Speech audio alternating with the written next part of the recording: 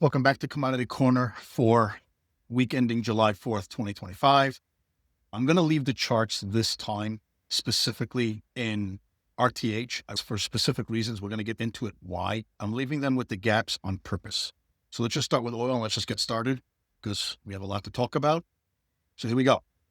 Oil obviously had this move on the war and retraced it back down. And we had the gap and et cetera, et cetera. We all know this. However, what's interesting about oil and what really caught me a little bit off guard was the volatility vacuum that took place. After last week on Tuesday, volatility basically died. If you look at the intraday ranges during RTH, were next to nothing. Volatility just died, which to me signals a few things. One, we have an OPEC meeting that originally was scheduled for Sunday, the 6th. It's actually being pushed forward to Saturday the 5th. You can read up as to why, but Iraq asked for it. It looks like they're going to grant that request. So the meeting's going to be tomorrow. However, the consensus is that they're going to increase by another 411,000 barrels, which is great. Okay, great. Amazing. They're bringing more supply to the market. Market already knows this. The market's already been building this in. The problem that they're having, the OPEC plus nations, is that they're not even able right now to meet their quotas. So let's say country A is supposed to produce, let's just say 3 million barrels a day. That country is probably only doing 2 million barrels or 2.5 million barrels. So they're not even able to meet their quotas. There's only one country that is exceeding their quota. It's very public. Everybody knows it. It's Kazakhstan. They're actually just doing it and they don't care. But even with all this being said, oil is not moving off of OPEC to the downside. The reason being is because even though the production quotas are being lifted, they still can't meet those quotas. So therefore, even though there's more supply technically coming to market, it's not really coming at a rapid pace. The headline numbers of what the quotas are coming in, so to speak, fast and furious. Once a month, we've been getting them since April, fast and furious. However, the physical product is not coming to market as quickly, which is to a large extent keeping oil pretty subdued. Now, I understand on Wednesday we had this igniting bar, so to speak. I would not put a lot of stock in that. And the reason for that is I think it was a buildup of shorts who were piling in from, let's just say, last week, Wednesday, going into Wednesday. And because the market was so compressed range-wise and volatility-wise, it was just one pop to just clear out all those shorts or to clear out shorts who had gotten in. I wouldn't think anything of it. I don't believe that oil is going up to 70, 75. I don't think it's going back there. But because volatility is so compressed and the ranges are so compressed, we could sit in a 66, let's just say a $67, $68 to $65 range. We sat for a week between 64.5 and 66. We really went nowhere. We were basically like in $1.50 range for almost a week. That's what oil does at times. So just keep that in mind. I would keep the expectations a little bit lower than normal. And that's pretty much oil. All right, let's get into some of the other ones. Okay, gasoline. Again, the demand is not there. And the chart is reflective of that. I've said this a million times. I'll say it a million and one. Gasoline should be north of $2.70, $2.80. That's where it should be right now. We're at $2.11. That just tells you all you need to know. Diesel, it's okay. It's not the season for it. So it makes sense that it just would be doing nothing. We're just going to move on quickly from that. Natural gas. I know that I put out this range of $4 to $5. That's my ultimate target.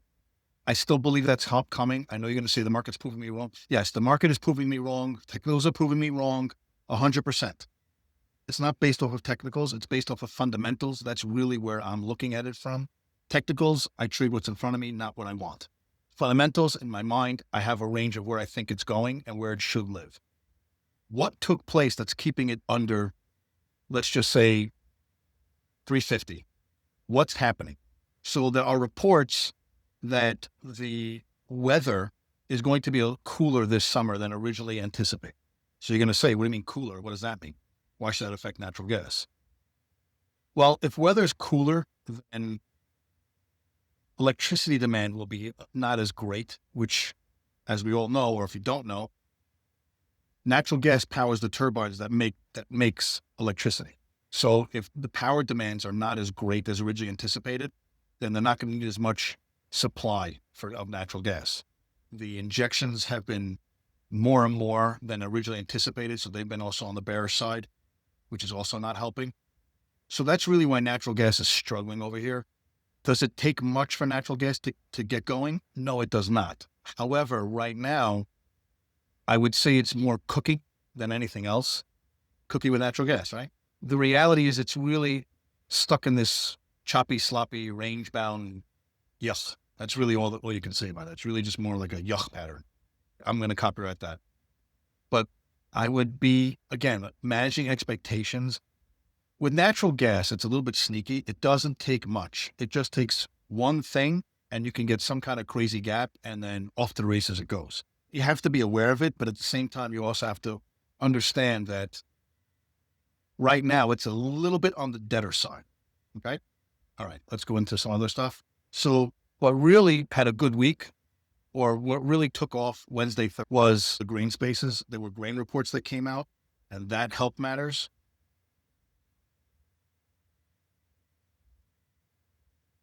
However, the reality is that a lot of these grains are really doing nothing. You could see soybeans is just doing nothing. There's nothing special there. If we look out to wheat, wheat was looking special and then got rejected, reverted back to the mean. Also, nothing really special there. I'm going to touch on corn, but again, nothing special. They're really just nothing special, the grain markets right now. Let's go out to metals. We'll start with platinum first.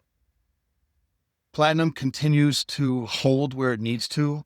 Nothing's really changed on the fundamental side between the supply demand dynamics and the overseas buying. So I've talked about it ad nauseum. I'm not going to continue, but it's definitely getting range-wise. It's getting a little bit more harder. It's definitely getting a little bit more choppier up here, but it is tradable, but you got to be careful. You got to size down with it. You got to be careful with it.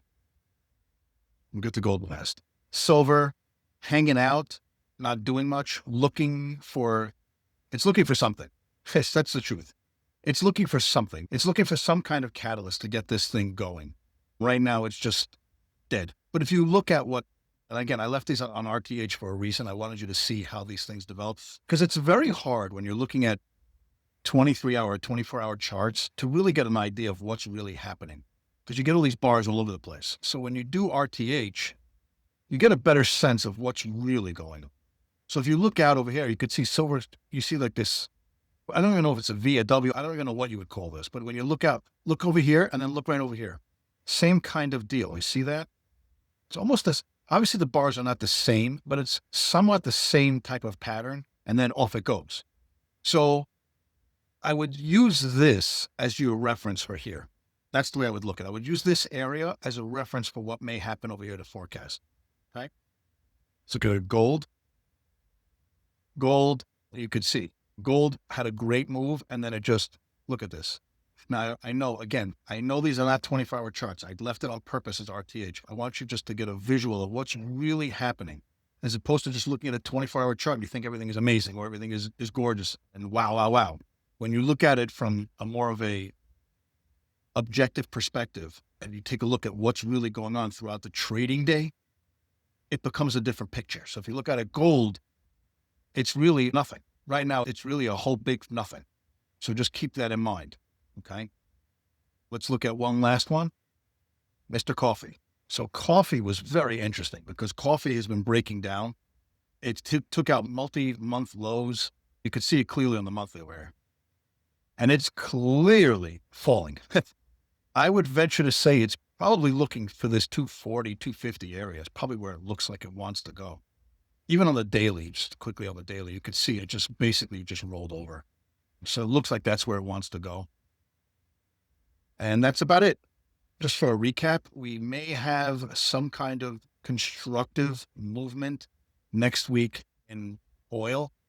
We do have the OPEC meeting on Saturday. Should have some clarity on that. But oil is really doing a whole lot of nothing right now. Natural gas is doing a whole lot of nothing. something I want to point out as an ending footnote. You have to understand commodities are not stocks. Commodities, for the most part, are very range-bound instruments. When they trend and they go, they go. But for the most part, because of price stability factors, they're very range-bound. So you need to keep your expectations in check. You can't be looking at oil or natural gas and thinking of it in terms of the stock market. They don't operate like that. So the best way to explain this would be, in the stock market, there's always a natural buyer. In the commodity markets, there's always a natural seller.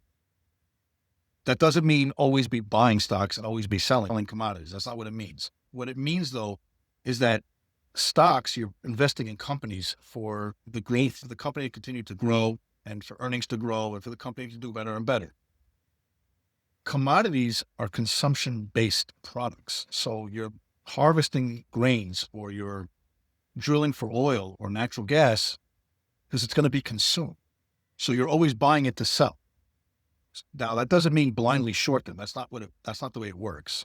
Commodities, if you were to think of it in terms of a stock market investing perspective, commodities are an insurance policy. You get an insurance policy, you get car insurance. You don't expect to have an accident, but you have that insurance policy and you're paying premiums, which you're technically losing money on if you don't have an accident, but you still have that safety net of an insurance policy. Commodities are kind of the same thing. They're more like an insurance policy if you think about it in terms of like stock market. Thanks for watching, and I'll see you on the next one. Take care.